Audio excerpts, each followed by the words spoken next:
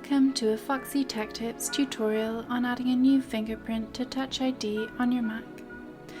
If you find this video helpful, please consider subscribing to my channel and liking the video. Start by clicking the Apple logo in the top left corner. Choose System Preferences from the menu that appears.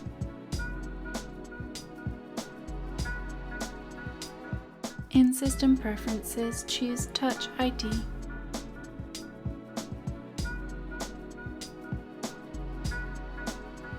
Click Add Fingerprint.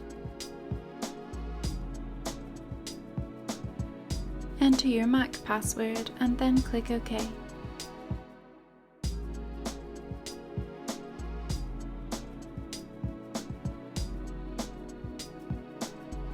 Place your finger on the fingerprint reader and lift and place it repeatedly until your fingerprint is fully scanned.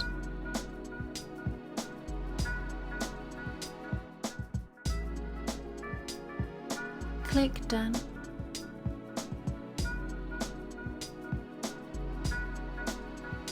Your new fingerprint will appear here. And that draws an end to this tutorial. Please like the video if you found it helpful and subscribe to Foxy Tech Tips for more Mac tips and tricks.